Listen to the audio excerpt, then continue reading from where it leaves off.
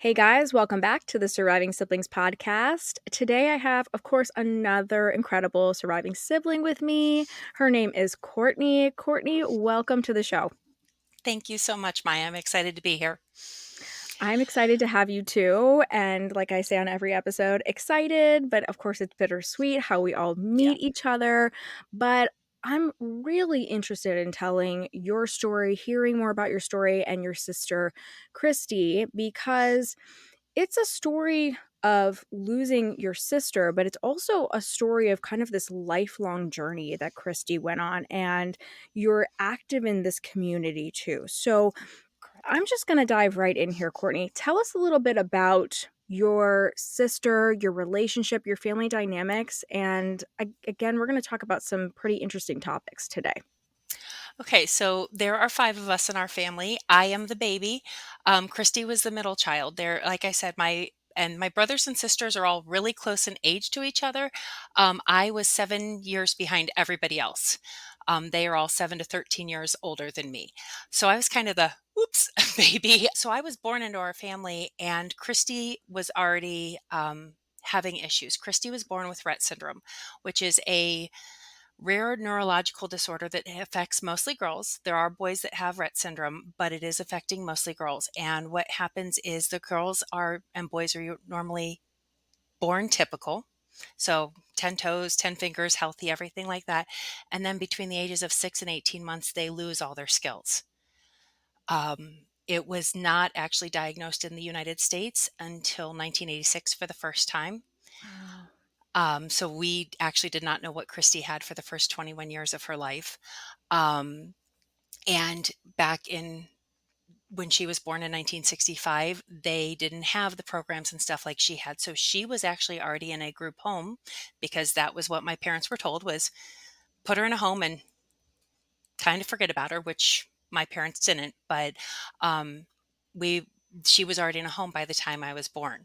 So I grew up not knowing a life different than I had a sister who didn't live at home. I was actually baptized at her home because my mom was pregnant with me. So the kids would run up and, will come up to her and touch her belly and stuff. So my parents actually had me baptized at her home. So again, I didn't know any differently. Christy was a part of our life. I knew I had the sister who didn't talk. She had seizures. She always clasped her hands, which is very common. There's always some kind of a stereopathy with the hands with our girls. And that was just life. That was who we were. My brother and sister, who were older than Christy, went through the regression. They saw the regression. They saw her lose her skills and stuff like that. And then the one who was born right after her was the one she saw, like when everything was going on with the seizures, when the seizures really started very badly. So again, it was just kind of something I grew into. The big joke was the first day of kindergarten was the day that I realized my family wasn't normal, because we were sitting in circle time as you do in kindergarten, and the teacher was Mrs. Julius. I'll never forget her. Said, "Oh well, let's talk about our families." And I'm Barnum, so I have five brothers and sisters, and I have a sister who doesn't live at home and she doesn't talk and she sometimes doesn't walk and she has really bad shaky seizures. And my everybody else went, and nobody else talked about their sister that was like this. And I was like, wait a second. And so I looked at my teacher and I'm like, and she's like, well, honey, your family's special. You have a sister who has special needs or a disability. And so I went home and I got off the bus and I said, okay, mommy, we have to go pick up Christy. And she said, why do we have to go pick up Christy? I said, I'm going to take her for show and tell tomorrow. Oh my gosh. And my mother said, we're not taking your sister to school for show and tell. But that was kind of the day that I realized this was not normal. This was not Right. how life was supposed to be. I was always how do I even explain it? I was always with Christy, even though she didn't live at home, because I was so much younger than everybody else. I was always the one going to the doctor's appointments with my mom when she, because she would still go to doctor's appointments and do all that stuff with Christy when she needed to. So I was the one who would go with her. I would go when we moved her actually to a home that was a little bit farther from our house because of necessity. It was a better home for Christy. It had more options. It had more staff and, better things for her. We were up there every other weekend. I didn't know a life without my sister who was special. Um, we did not know she was considered severely, profoundly mentally retarded with a severe seizure disorder was her diagnosis. We went through life with her. At When she turned 18, this is a completely inappropriate story, but it's funny as all get out. My mom made sure all the kids were to go see her for her 18th birthday. By this time, my parents had divorced. And so we go up there, and there's four girls and one boy. And my brother loves to tease the daylights out of us. Of If he's course. not teasing you, yeah, Yeah. something's wrong. So we're at the restaurant. We have finished dinner. We're eating ice cream. And my brother looks at Christy and he's like, okay, you're 18 years old. It's time to get off the drugs, get off of the government assistance, stop relying on mom and dad, and get a My frickin' gosh. job. Oh my gosh. And everybody in the restaurant, because they can't see Christy at this point, are looking at us like we are the devil. My sister is sitting there laughing hysterically. And that was when I was like, wait a second, Christy's in there. Like she Mhm. understands because all I had heard was that she was like a baby and that she didn't understand and that she was like a 9 to 12 month old. And I'm like, babies don't laugh That sarcasm. joke, And she no. was laughing. Yeah. Um, but there was also I was scared to death of my 10th birthday. I didn't want my 10th birthday. Christy was born July 15th. I was born August 3rd. So our birthdays were close to each other. But I had heard my whole life growing up that she was going to die by her 20th birthday. And so I didn't want my 10th birthday to come. I didn't want to celebrate because Christy was going to be dead. I don't even know how to describe it. We all adored Christy. All the siblings adored Christy. Um, I will say it, I was the one who we had this relationship that I can't describe. We never spoke a word, but I could understand everything she was saying. I understood what she needed. Like we were always she made me feel like I was the best person in the world, no matter what. Um, and so fast forward, I went to school. I wanted to be a speech therapist because I wanted to work with kids who couldn't talk. I wanted Yeah. to work with devices and stuff like that. Ended up not doing that because they don't do devices until later.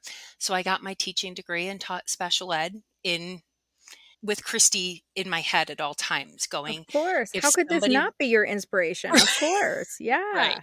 if somebody would have taught her, if somebody would have done something with her, where would she be? So that was my attitude. And then now I actually work with girls with Rett and teach them. So Oh, yeah, that's and awesome. we got her diagnosis when she was 21. Her neurologist who followed her, we actually stayed in touch with him until the day he died when he was in his 90s. Um, he was the one who went to a conference over in Europe, and there was a man standing there with a girl that could have been Christie's spitting image with the same mannerisms and stuff. And he walked up to him and he was like, "Sir, I need to ask you, what is your daughter? What does she have?" And the guy actually was Andreas Rett, which is the doctor who discovered Rett syndrome. And he said, "Well, she has Rett syndrome and we're introducing it today." And so Dr. Ivan called us and he said, "Hey, I know what Christy has." And we're like, "What do you mean?" And he's like, "She has Rett syndrome." We're like, "Okay, what does that mean?" He goes, "I don't know, but we have a name for it." So we got the diagnosis of Rett syndrome when she was 21, and it was confirmed in 99 when they found it's an actual genetic mutation on a protein of the MECP2 gene. And so they were able to figure out where this mutation is. And so in 1999, we got confirmation that that was what she had, which it was obvious. But yeah, so Wow, that's quite a story. Okay, Courtney, let's unpack this a little bit. So, Dr. Rett, who is like I mean, obviously, we don't create these things, but he's the one that discovered what Rett syndrome is. it And was his patient, and he was got introducing it. Rett syndrome that day at the Wow. conference, and Dr. Iben just happened to be there. Meant to be. Meant to Yes. be. It's like in these stories, I always have chill moments. That's a chill moment. And wow, so that's so fascinating. So again, you made it to your 10th birthday, so you were good. So when you were 11 and she was 21, 20 can you imagine 21 years? Wow, and Yeah. just not knowing or being, I mean, honestly, being misdiagnosed because Yeah. of not having that knowledge. So how did things change um for you guys, for you, for Kristi, once having that? I'm sure there were so many emotions like, oh my gosh, like relief because there's a name for this, like there's an understanding about it, but also I'm sure there's that frustration. I'm sure there's so many emotions going on when that happened, right? There definitely was. I think once we passed 20 and she survived and she wasn't dead, we decided we were gonna I've never trusted doctors, I'm going to be very honest, and now I really like after that, I was like, I don't listen to doctors because we were always fighting for with doctors about Rhett and what was going on and everything, especially as she got older too, because again, there wasn't a lot of we were in a chasm when she was little and we were in a chasm when she was older because we didn't have many girls who survived when she did. She actually survived with Rett syndrome until she was 51, which was very unheard of. When we would go to places, people would be like, "Oh my God, she's 50. Wait, she's 50? Holy shit!" And I'd be, "Yeah, she's 50." Um, so it changed things in that we finally had other people we could talk to. I met my first other rep family when I was in my 20s, which it was so amazing to meet somebody else who understood because I would go and talk to other siblings who had, Down syndrome or not even autism really at that point, but just like Down syndrome or other things. There was some similarities, but there was also a lot of differences. So it was so nice to have other families who understood Rett and Yeah. this world that we're living in because it really is one of the biggest things with Rett syndrome, and I'm going to say this really loud, is our girls and boys are in there. They are literally trapped in their bodies, and so they have not we everybody always assumed that it was an intellectual disability, and what we are finding is that it is not an intellectual disability. It is a neurological and physical disability, but there's that assumption. And so to meet other families that understood that, wait a second, these girls are in here and they're really funny and they're really goofy and they're really sarcastic and feisty and everything else was amazing. I was in my late 20s when I got to meet another sib who had a sister that was, this the sister who was typical was my age, and it was like, oh my God, to be able to talk to somebody else. God, there's so much change and growth in the area of Rett with medication. And like I said, in 99, they figured out the gene. In 2000, they actually reversed it in mice models. Um, and then we just last year, they released the first treatment for Rett syndrome. It's not a cure, but it's a treatment. And they're actually in trials for genetic um, I don't want to mess it up, but actual like changing the genetics and possibly reversing most of the effects of Rett syndrome. We hope you're enjoying this incredible episode of the Surviving Siblings podcast. I'm your host, Maya Roffler. We'll be back in just a minute after hearing from our incredible sponsor. If you've lost a sibling, trust me, I know exactly how you feel. I'm Maya. I'm the host of the Surviving Siblings podcast, but I'm also the founder of Surviving Siblings Support. I know that going through this experience is extremely difficult, whether you've lost a brother like me, a sister, or perhaps more than one sibling. Trust me, we know exactly how you feel.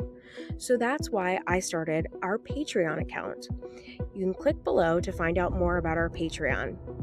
If you join our Patreon group, it'll give you just a little bit of extra support that you need along your journey as a bereaved sibling, or as we like to call it, a surviving sibling. We offer monthly support groups. We offer a free copy of our grief guide that is actually found on Amazon. It's called the Grief Guide for Surviving Siblings. We also offer direct messaging to our community and to me for extra support. And we have incredible events. We have workshops throughout the year that you'll get access to, and you'll also have access to our summit that happens annually.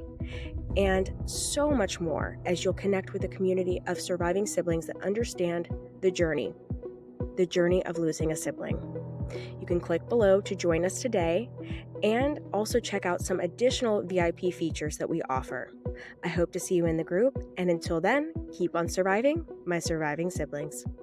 Wow, this is what a time to be talking about this, Courtney. Oh my gosh, right? It's like I right on know. time that we're talking about this. Like it's a perfect. I mean, obviously anything like Rett syndrome or anything that you guys have gone through, there's always a time and a place to talk about it, but like this feels like it's having a moment. It's like, okay, Mhm. we're finally making some progress, and I'm sure, you being in the field and working with this, it must be so amazing to watch that and like honor your sister with which of course we're Yeah. going to continue to talk about. So, but I'm curious too with Kristi. So when she got the diagnosis, and there was like, again, I get everything that you're saying though too, because you're kind of. I'm sure you were just kind of thrown into like this world where all these different, siblings that, they were like, okay, if you have XYZ, all of you guys can relate. And that's not the case. I think you make a Right. really great point with that, because there's different challenges with different, things that you go through, right? And I think what a moment when they realized, Rett syndrome, it's neurological, it's very physical. But I guess a question, I have so many questions for you, but one question I would ask is, does it mean that, you know, they were telling you guys that she was like a baby, basically, a Mhm. child, but her brain and her like, was maturing the whole time. So that was Mhm. really inaccurate. So that's a Yeah. big fact I think to know about Rett syndrome is, Yeah. well, there's a lot of physical and and neurological things happening that I'm sure are so challenging and heartbreaking to watch. They are maturing mentally Mhm. and They're taking in everything that goes on right, around them. Um, they are with the girls and boys I work with now. Like I said, I actually teach. I do private clients and I teach them how to communicate using an eye gaze device. They use their eyes to talk, and I am teaching my girls how to read and write. And they are. We have a young lady who's on our client list who passed the state reading test in Texas. I have girls sitting in regular ed classrooms learning and growing. And yeah, it's really amazing because, everybody discounts them because they're in a wheelchair and their hands don't, their hands and their mouth do not work. So right. there is no intelligence test that is even valid for our girls and boys. And so when people are like, oh, they're intellectually disabled, I'm like, oh, and what test did you use? Mhm. Because there is no test. So yeah, it's really, like I said, Kristi was my person. She was my everything. I adore her to this day. She was my person. If she didn't like you, you were out of my life. Yeah. Literally, because she could pick up on those things. I did not listen one time. That would be my ex-husband. Sorry, Kristi. Well, the best Right. part was she got to be in my wedding and she had an absolute blast being in my wedding and everything, but, yeah, she never liked him and gave him dirty looks during the whole wedding, but yeah, she Oh did my not like gosh. him. But Christy was my person, and Yeah. I started helping my mom with caregiving and going to her meetings and going to the doctor's appointments, because my mom was getting older and had health problems herself. When I was 21, I started doing all, like I said, meetings for her home, going to doctor's appointments, hospital stays. I did all of that stuff. So I wasn't just her sister, I was also her caregiver, which changed the dynamics between myself, my siblings, my mom. So it there was a lot of dynamics going on in that respect too. Yeah, I'm really glad you touched on this because I wanted to shift into this as well. Perfect timing.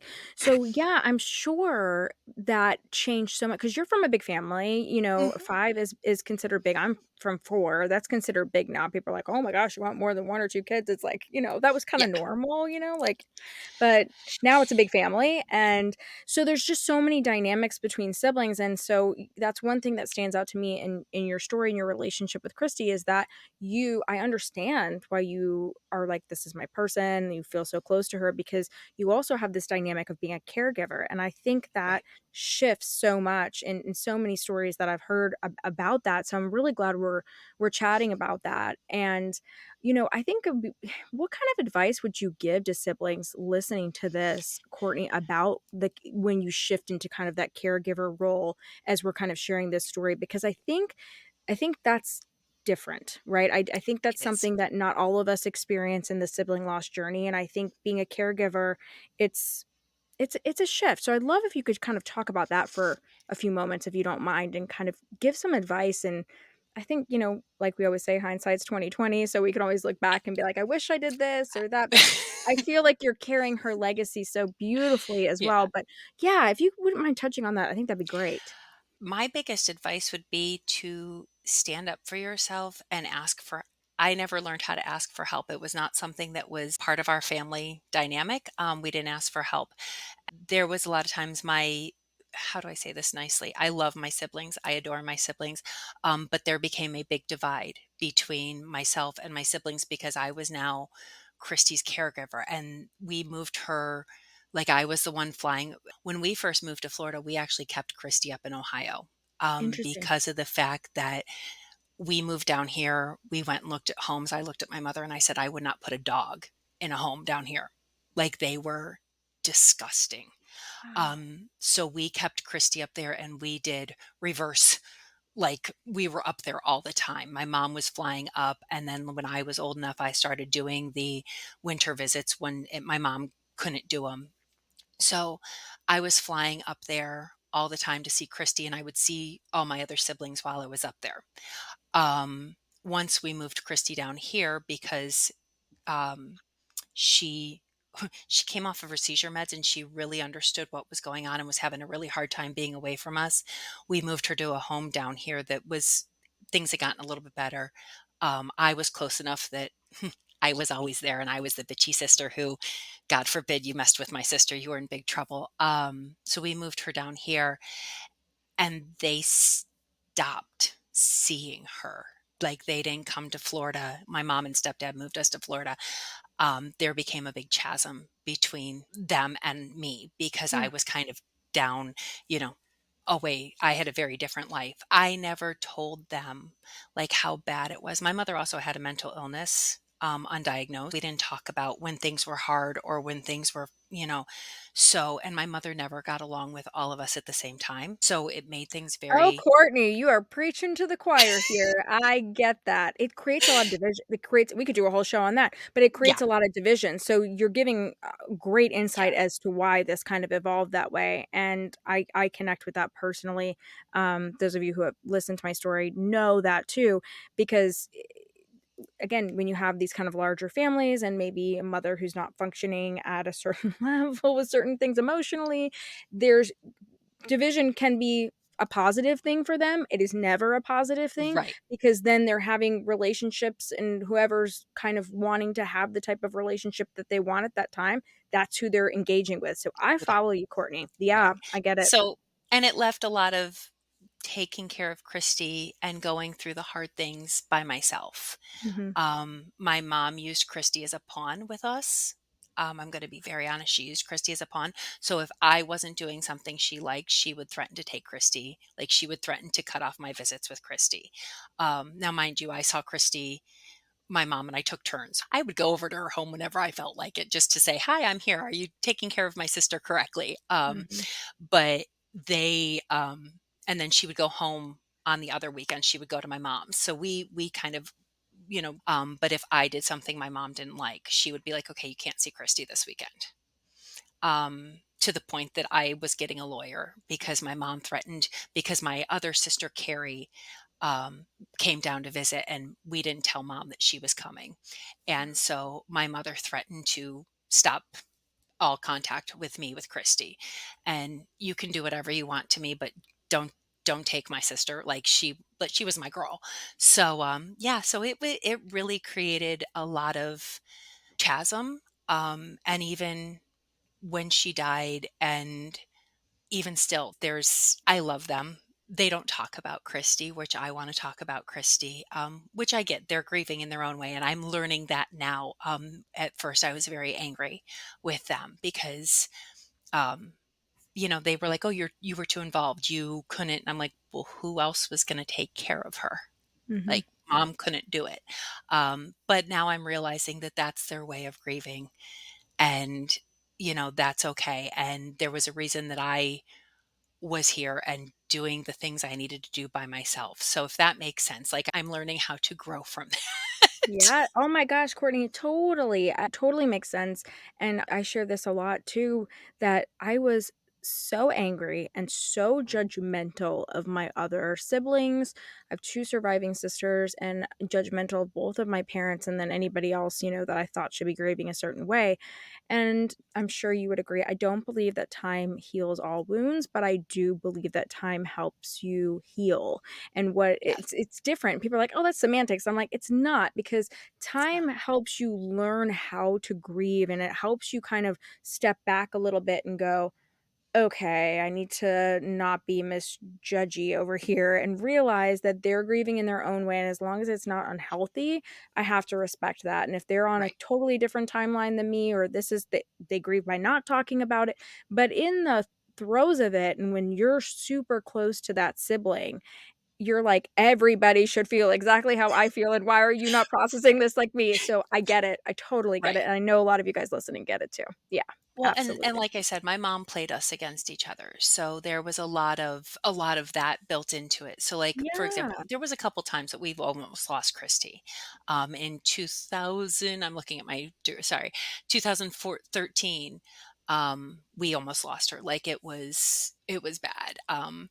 And it was at What Thanksgiving. was happening, Courtney? Was she having seizures? Like, what was bringing up? Because she lived quite a long life, like you She did live. mentioned. She did. Looking at the typical lifespan for Rett syndrome, now well, Right. let's check off the list now that we know what the heck was going on, right?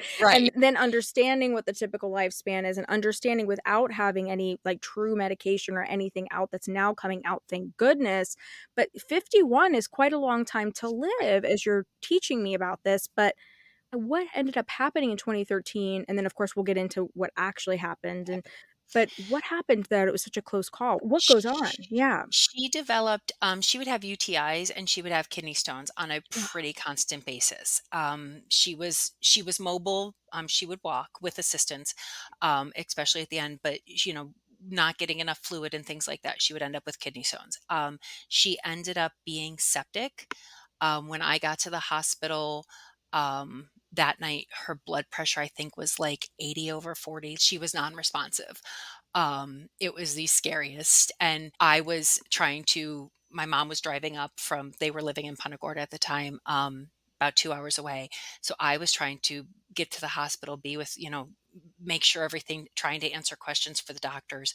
Um, and in the meantime, this was over Thanksgiving week as well, too, which was kind of funny that, as you'll hear later, Thanksgiving kind of is a suck time for me. I was also graduating with my master's degree, and my thesis was due right after Thanksgiving.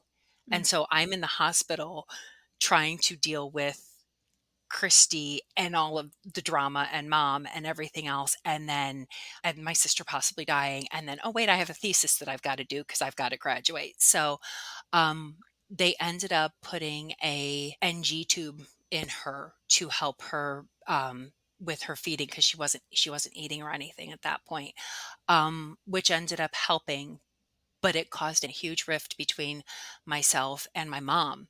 Um, Things were already on the kind of outs, but that kind of cemented it because she had always told me that we wouldn't do anything. We had agreed that as a family that if things happened, we would not do heroic measures, that we wouldn't push Christie's body to the limits. And so we decided we were not going to do the tube, that we were not going to do the NG tube. um, I had a prior commitment that Friday that I couldn't, like, I would have lost a lot of money if I didn't go. Um, so I went, and my mother proceeded to call all of my siblings and ask them what their opinion was on the NG tube. They all said, "Well, Mom, if you think it's okay, you should do it." And so I came back to Christy with an NG tube in her thing. Looking back, I'm thrilled because we got her. We had her for another 3 years. But it was one of those things where I called my siblings after that and I said, "Hey, hi. Um, I'm the one who kind of deals with all this. You all are kind of up there living your life, and that's great." My sister Carrie had come down to help. I said, "But here's the deal. When Christy dies, because it's going to happen, you all get Mom. I'm done. Like, and they all kinda laughed at me, and I was like, "No, I'm dead serious, like, she's This is your not response this is not a joke, folks. This is for real. Yeah, she's your responsibility." I get Um, it. so Mhm. yeah, that was kind of that was when her body really started to take a, you know, that kind of, just she kept having issues, kept having kidney stones, kept having things, so it was kind of a touch and go for, like, the next 3 years. So educate us on this, Courtney. So with getting kidney stones, and all of us gals, some of the guys too, if you've ever had a UTI, that's enough for me. Ouch, Yeah. ouch, ouch, ouch. I've had a kidney infection, UTI. Yeah, they're not fun. We know that. So Right. it's is this something that happens with Rett syndrome though? Is this specific, or was she just not getting enough hydration? Like, is it, what? And Why? Yeah. it's hereditary in our family. The kidney Okay. stones are hereditary in our family, and then the lack of hydration, because of course she couldn't get up and walk and go get herself a drink. She was reliant. Well, one of the issues with Rett syndrome is that you are reliant on other people for Yep. pretty much everything. So she was reliant on the people who were taking care of her to, make sure she was getting enough to drink and things like that. So um, it was kind of a combination. And then because she's sedentary with, because she doesn't move a lot and stuff like that, those things are exasperated. A lot of the things that do take our girls, we have girls dying, unfortunately, at different ages. I've had a client as young as 7 die. I've had girls who are in their 30s. Like, it can be seizures, it can be breath. Their body doesn't breathe for them automatically like ours does. There will be times where their breath, it can be seizures, it can be just a long, it's called long QT, which is something with the heart. It can be just they go to sleep one night and don't wake up. I feel like a lot of people who have an anticipatory losses are going to connect with your story and Yeah. Kristi's story so deeply, Courtney, because it feels like, I mean, gosh, this was ingrained in you as a child. Yeah. You're like, I don't want my 10th birthday, which is usually a really fun birthday for kids, right? Because you're Right. double digits and it's like a fun one, right?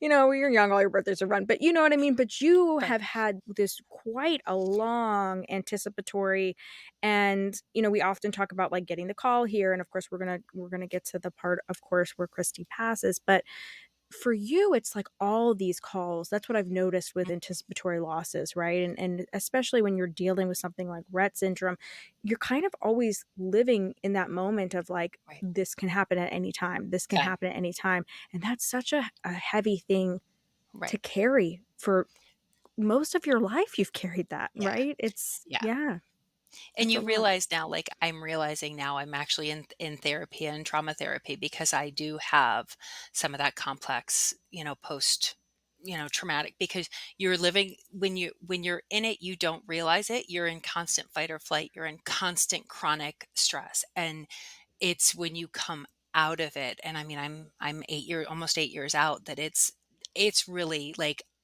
I'm feeling it now. My body has, like, I'm feeling all of the everything of carrying that for so many years. And again, as I tell everybody, I would not change Kristi for the world. I would not change my life with her. You don't realize the toll it takes Yep. until you're done with it. And then you're Yeah. like, holy shit. Yeah. Yeah, that's why I wanted to ask you that, because it's a lot, and all of the losses we talk about on the show are a lot, but I feel like it's important to talk about things that are very specific with the type of Mhm. loss, because I think bringing light to that and just allowing grace for people to process, because like you said, you're almost 8 years out just like me. We're on the same time here. But Yes. I'm still processing from the things that I went through. So I totally get it. But what stands out in your story, so many things do, but just that you didn't want to turn 10. I mean, Yeah. like that's a lot of stuff to unpack. So I think that's amazing that you're unpacking it and taking the time for yourself. I think it's, again, I talk about that all the time. I think it's really necessary. So tell us, Courtney, about, so 23rd, we go for 3 years and she's struggling, right? She's She's struggling struggling. with a lot. So walk us through what ends up happening in 2016. I Yeah. lost my brother right before It, Thanksgiving. yeah. What It, what hers was the what Sunday day? after Thanksgiving. The Sunday, oh my god, we're days apart, that's Yeah. wild, oh my gosh. So Yeah. walk us through what this was like. Did something significant happen where she just took a turn, or it must have been a rough 3 years? It was, I will say there was one really cool thing is I met my business partner, and, in 2015, Mhm. and she was showing an eye gaze device and talking about what was possible, and I walked up to her at her break and I said, "Hi." I said, "I have 2 questions for you." And she said, "Yes, ma'am." I said, "Is it too late for my sister?" And she goes, "How old is she?" And I said, "She's 48." And she goes, "It's never too late." And I said, "Okay." And then she said, "What's the second question?" I said, "How do I get to be you when I grow up?" And the funny thing is now I do, like, I'm her business partner, we do, but I got to actually use a device, a Toby, with my sister at the age of 50 and got to hear my sister talk with her eyes. I got to hear my sister say, "I love you" for the first time, which I always knew my sister loved me, but to hear those words, I cried for 4 hours. I also got to hear my sister tell me off for the first time. Oh my god. Equally cool, equally It was cool. so we trialed the Toby with her when she was 50. Little aside was right before we trialed the Toby, we went on a we my sisters and I went on a sisters trip.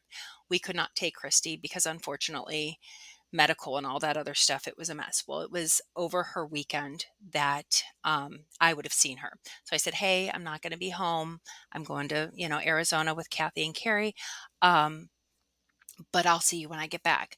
So my sister ended up in the hospital while I was in Arizona. And I got back and I went, "Did you do that on purpose?" Because it was just a 1-day thing. And she got this big smile on her face. And I was like, "You little shit." My sister, Carrie, after that, I said, "Okay, we got to plan a trip. We got to plan a sister's trip for Kristi." So we took her to that next May. We took her to Discovery Cove and swam with the dolphins Oh and my god, had that's so an cool. absolutely fabulous time. And it was amazing. Um, Kristi turned 51 in July. I had just gotten the phone call from my business part. Like that was when things kind of started happening for me. 'Cause this is all kind of intertwined. This is why I'm saying it. I had gotten the call from Rett to come, "Hey, we want you on board." And so I went to Seattle to participate in a workshop with my business partner in July.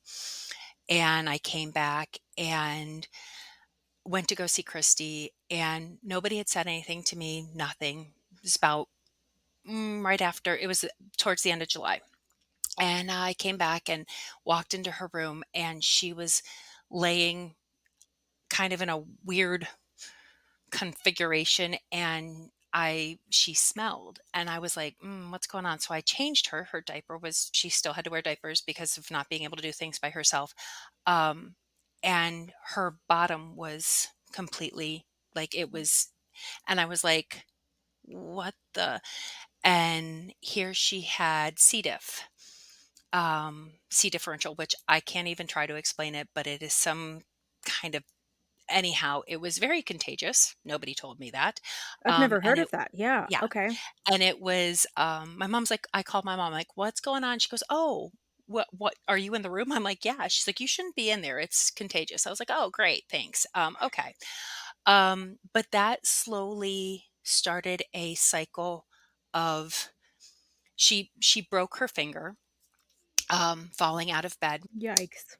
and she had to have surgery, which then led to the C. diff, which then she started having, it just became the cycle of, like, she would get a little bit better and then she would not feel good. And by, let's see, that was the end of July. I started back to school, was barely functioning because I didn't know what was going on with my sister. Um, and then I think it was September, end of September, she went into the hospital. Mm. And she was, again, her blood pressure was really low. She was not eating. She had gone from like 140 pounds to about 130 pounds. She had lost, like, 18 pounds in a matter of, a month. Wasn't eating, wasn't doing a lot of things. Um, and she was having, I can't tell you exactly, like, the exact timeline, because I will be very honest, I don't, it was such a shit time. I don't remember Yeah. a lot of it. She ended up coming home on hospice. That was the only way that the home would take her back, because, and honestly, I knew at that point, like, when I was at the hospital with her every day and everything like that, I knew the light wasn't in her eyes. Like, it was gone. And so I was trying to to deal with that and going, okay, like, let's just keep her happy. Whereas my mom was, well, she ate a little bit today. She ate a little bit of watermelon juice, or my mom wasn't ready to Mhm. deal with it. So we go through me teaching, going over and seeing her literally every minute I possibly can because I'm like, I need to be with her. I was supposed to go to England for work in October. We're at the hospital. She was still in the hospital at this point, and I'm like, I'm not going. And I'm standing on one side of the bed. My sister Carrie's on the other side of the bed, and I'm like, I'm not going. And Kristi opened her eyes and gave me the dirtiest look, like, hell no, you're going. And I was like, Mhm. and Carrie looked at me. She goes, I think she just told you that you're going. And I was like, I looked at her and I said, if you die while I'm gone, I will come haunt you. I will pull your ass out. Like we didn't sugarcoat stuff with Kristi. Like we always Right, talk the way, and because I was scared to death, I didn't want her to die alone. So I was like, right. do not die while I'm gone. So went to England, came back. Um, she's still like, she was now down to like 110 pounds. Like she had Oh my lost gosh. so much weight. She was not moving. She was not walking whatsoever. She was not doing much of anything. The week of Thanksgiving, we had her in-house planning meeting for the next year. So every year you have to do an in-house plan. Like in school, it's called an IEP, an individual education plan. But once you get into like a housing, it's a house plan. So we had her meeting on Wednesday, and I knew my mom was like, "Oh, well, we got a plan for next year, and what are her goals going to be, and I'm going, she's not going to be here." So I asked my sister Carrie to FaceTime into the meeting with me. And so that was Wednesday morning, and we went into the meeting Wednesday morning, and I said, you know, we're talking about end of life. My mom's like, it's not, but no, we got to talk about goals and everything else. And I'm going, and the problem is I was always the bitch at the home. I was the one who they wanted to keep my mother happy, so they would tell her all the good things, and I was the one who got all the truth. Mhm. Um, so they were like, "Okay, Pat, well, we can keep that goal in here and we can, and it's about walking again and stuff like that." And I'm going, "Oh my God." So we finished the meeting. My mom goes out to smoke with my stepdad, and the nurse comes trotting up to me. "So we need to talk to you." I said, "What's going on?" And they're like, "Christy's not doing well." And I'm like, "Did you tell my mom? Why didn't we Mhm. talk about this in the meeting?" And they're like, "Well, we don't want to upset your mom." And I'm like, okay, great. So I get to be the one to upset her. So I walked out, and my mom and stepdad are outside smoking. And I said, "Hey, just want to let you know that, the nurse came and told me." And they're like, Mom's like, you're just being dramatic. Stop it." And I'm like, okay. So the next day was Thanksgiving. I was at home with my late partner, and I get a phone call on Thursday morning from my mom. They found Christy unresponsive this morning. And I went, okay, I'm on my way over. So I drove over, spent Thanksgiving Day at the home with her. She was there, but my sister Carrie called me and she said, "I'm going to fly in tomorrow." And I said, okay. And she said, "I'm not flying in for mom. I'm not flying in for Christy. I'm flying in for you. Mhm. I'll be there for you because I know this is going to kick your butt." So I picked up Carrie at the hospital or the airport on Friday morning, and she sent me home Friday night, and she said, "Go sleep. You haven't slept much this week. Go sleep." And she goes, "Because I have a feeling we're going to have a long weekend." And I went home and slept, came back on Saturday morning, and climbed into bed with my sister and pretty much told everybody to fuck off. And Mhm. I climbed into bed with my sister and I didn't move. I laid there with her. Um, and just held her hand and talked to her and everything else. Wouldn't even move when the nurses came in. Like I just wouldn't move. I'm like, "You can work around me. Thank you very much." My mom kicked us out of the room on Sunday morning because she wanted to have some time with Christy by herself. And I said, "Okay, can I have time when we get back?" And she said, "Oh, yeah, not a problem." So we went to Starbucks really quick and got a drink and came back. And I said, "Okay, Mom, it's my turn." And she said, "No, it's not. You don't get any time." And I was like, "Okay." And so I crawled back into bed and I grabbed Christy's hand. And my mom said, "I don't want you there." And I said, "I don't care. That's not your choice. I'm going to hold my sister's hand and I'm going to be there with her."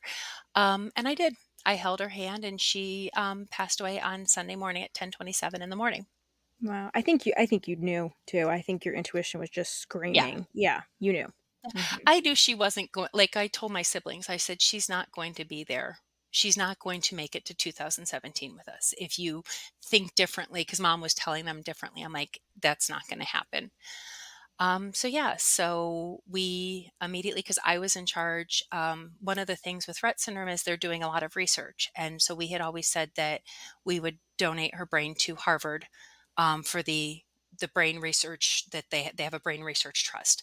Right. So I made sure my sister Carrie and I were running around beforehand trying to get all of that done and making sure that we had, because it had to be very specific, um, you know, steps that you had to take. So yeah, my sister's a Harvard. I say she's a Harvard girl now. So I'm like, my sister went to Harvard. She is. She totally is. I love it.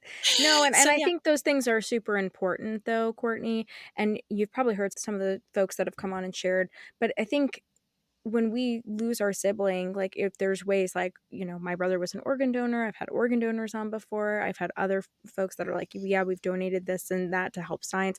I think it's a really beautiful thing and yeah, it's such a tragic, awful loss. But then when you know that you're giving back and helping, it can be one of these gifts in such a difficult, horrible yeah. thing. So my mom and I's relationship after that was non-existent. She told the hospice nurse that I killed my sister, that I murdered my sister, because I took her to Discovery Cove.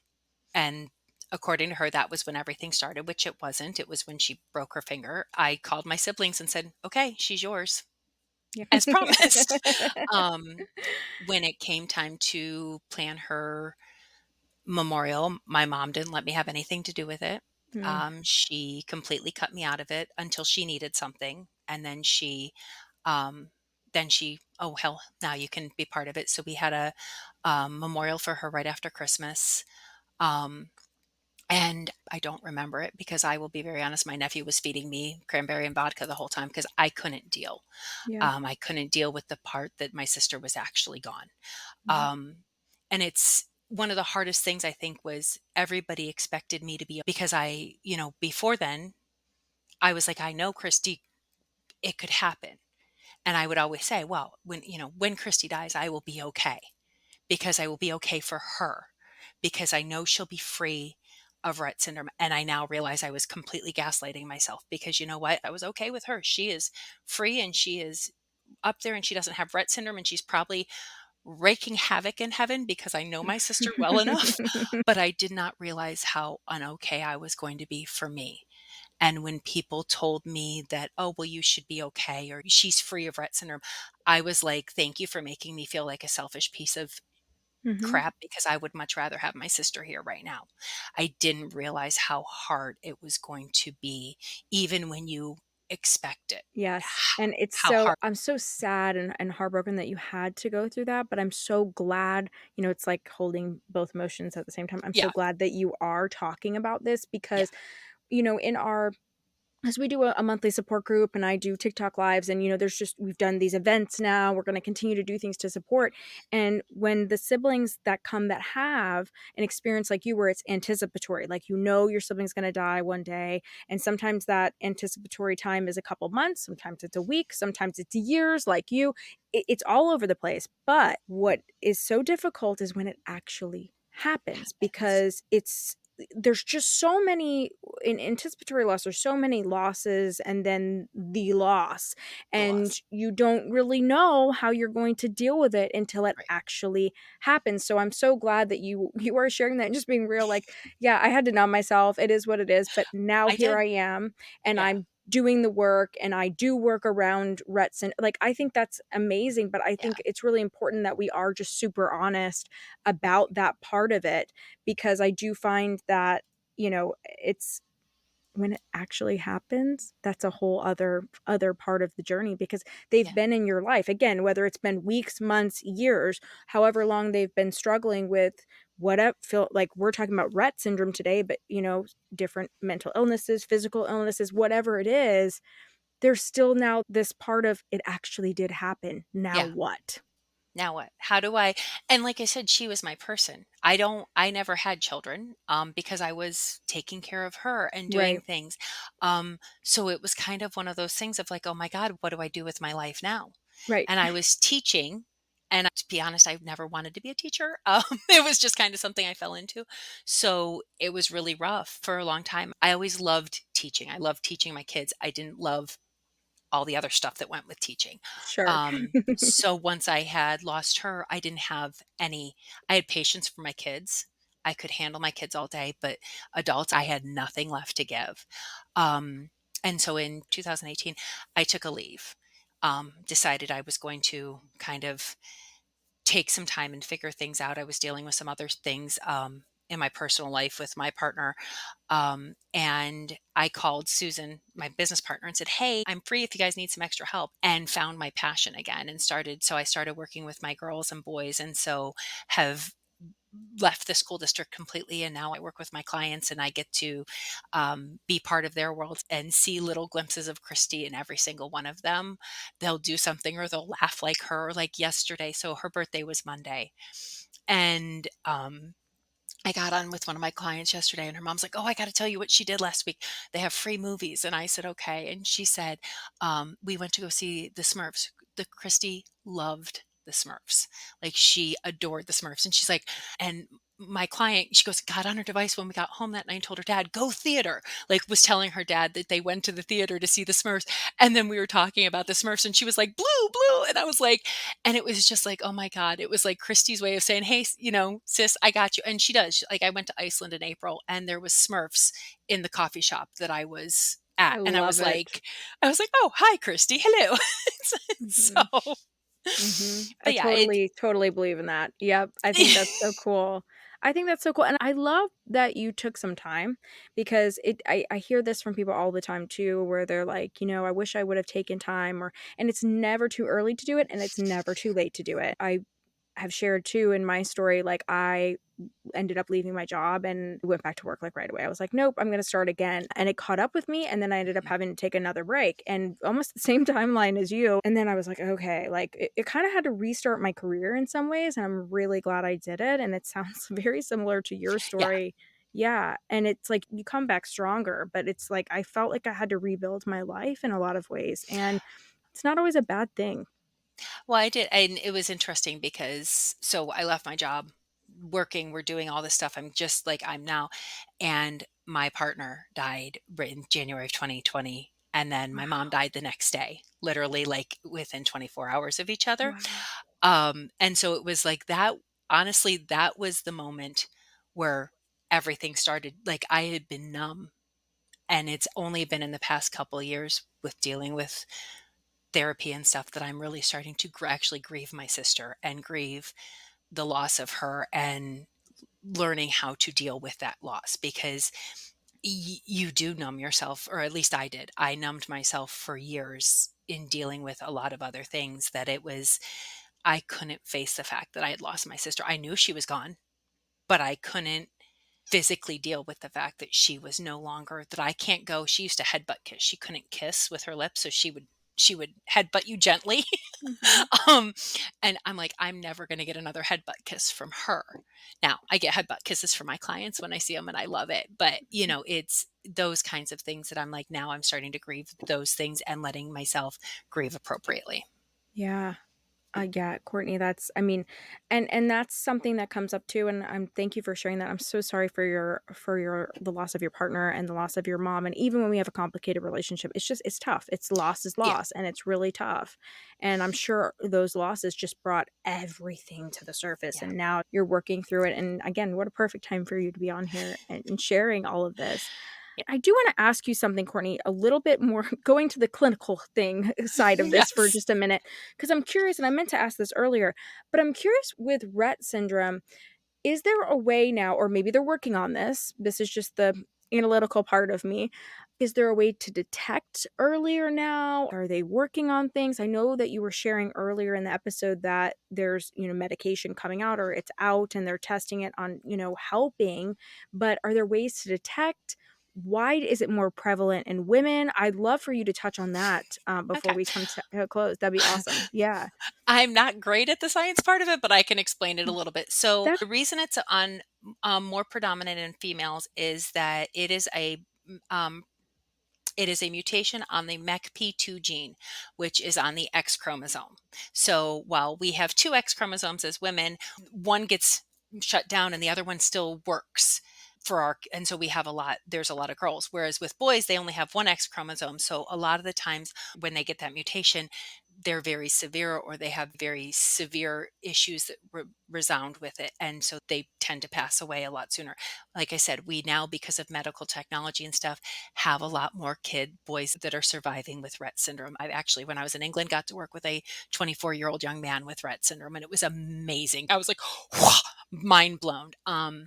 If you, yeah, so that's where that is. There is like I could do a test. My sister and I both did a test to see if we were carriers for Rett syndrome.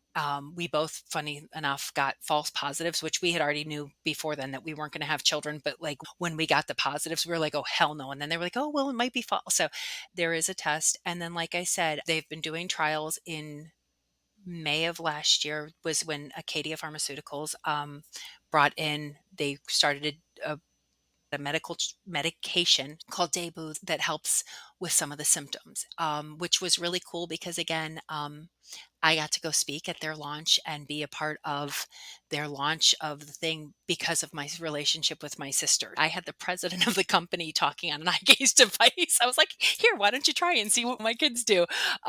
So it's funny because we've talked about it. And my business partner, Susan, asked me, she's like, would you have would you have left the school system? Would you have done what you did, where you're at now, if Kristi was still alive? And I know I wouldn't have.